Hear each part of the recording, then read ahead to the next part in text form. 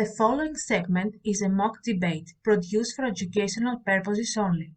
The views expressed during the episode represent neither the official opinions of the Institute of International Relations and its researchers, nor the debate participants.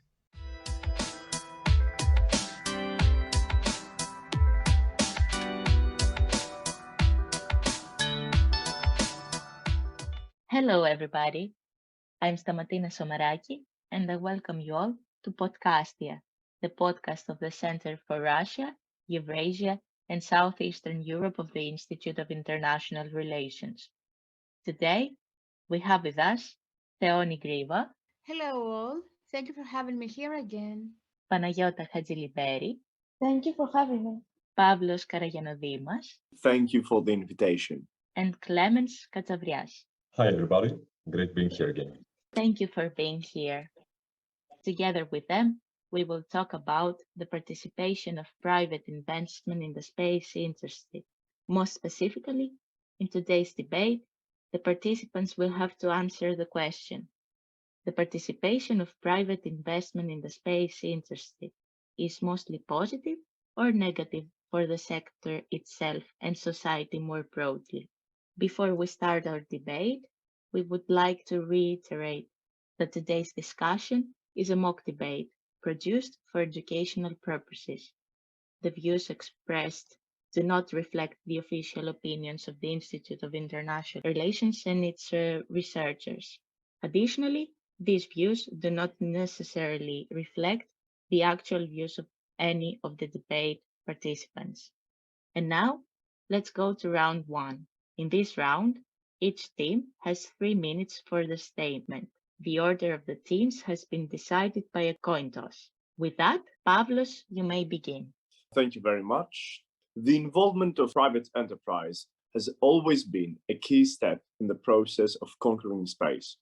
A key example is the Apollo space mission, during which NASA contracted more than a dozen different contractors that were responsible for critical parts of the mission, from the construction of the spacesuits worn during spacewalks to the rockets used for the propulsion of the rocket to outer orbit and then space. Another major reasoning behind the participation of private enterprise in the space race is the need and ability to take risks and innovate, creating new technologies that allow us to further continue our conquest to explore space. The European Union has recognized the need for private enterprise in space exploration, especially from startups, which led to the adoption of the Cassini Fund, a €1 billion investment fund in order to boost space companies with a focus on startups and middle-sized companies. The Cassini Fund was placed into effect on the 25th of January 2022 with the launch of the Cassini facility.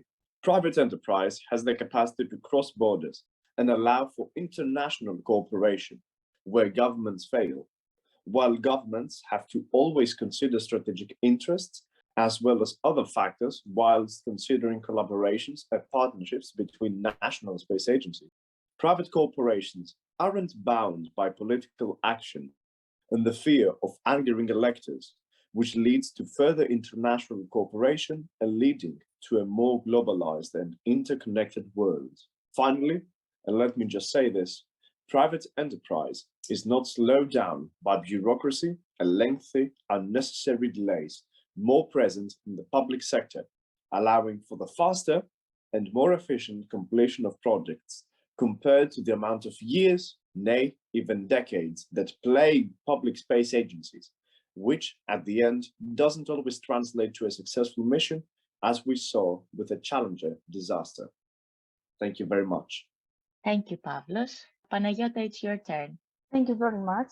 Space's exploration is a technological achievement of humanity. However, the development of the relevant technology was based on the competition between the two superpowers of the Cold War, the United States and the Soviet Union. This confrontational environment was mitigated by the imposition of international regulations, preventing the militarization of space and increasing international cooperation. However, the entry of the private sector into space brings new ethical issues. The government monopoly is being reduced. So, the majority of private funders are from specific political economic system.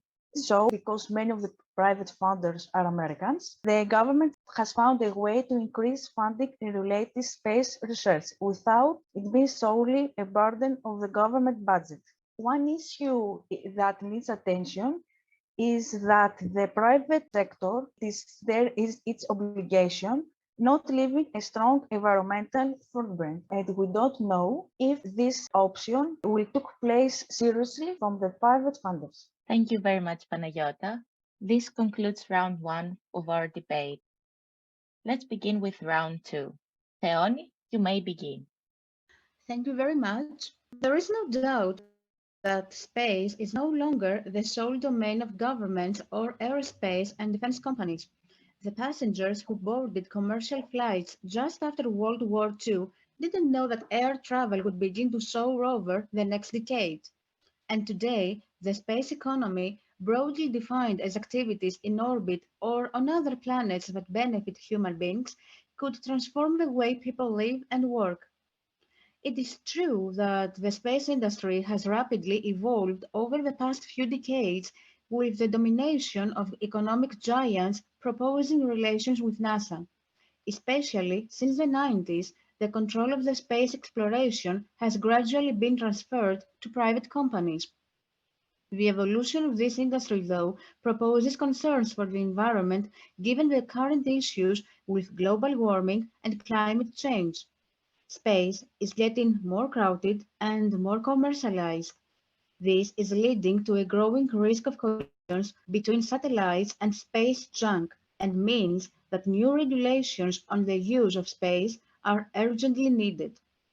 Let us not forget here that global navigation and communication systems are heavily dependent on space technology, but so are energy and water supplies, financial infrastructure, broadband internet, television, and radio services. As we told before, such commercial exploitation is making an already crowded outer space arena even more troublesome. An additional problem also is that space governance issues are becoming even more complicated because of the entrance of these new private actors. This is a further reason for state actors and major space-faring countries to come together to frame new rules so that outer space remains a common asset to all humankind. Theoni, thank you very much. Clemens, you have the floor. Thank you, Stamatina. Let us start off with an observation. Privatization fosters innovation in the space industry. That much is clear.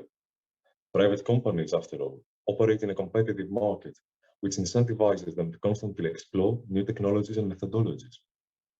Take SpaceX, a company founded by Elon Musk, for instance. It has revolutionized space transportation through the development of reusable rocket technology. This has significantly reduced the cost of launching satellites and cargo to space, which in turn has opened up new opportunities for commercial and scientific endeavors. Secondly, the involvement of private companies in the space sector enables governments to share financial risks and reduce public expenditure. Historically, space exploration has been a government-led endeavor, funded by taxpayers' money, often to catastrophic results. With private companies entering the market, governments can now collaborate with these companies through public-private partnerships, allowing them to save money and allocate resources to other pressing issues. This sharing of financial burden also enables more ambitious projects, as governments can leverage private sector investment and expertise. Furthermore, privatization has the potential to accelerate the commercialization of space, which can contribute to economic growth and job creation.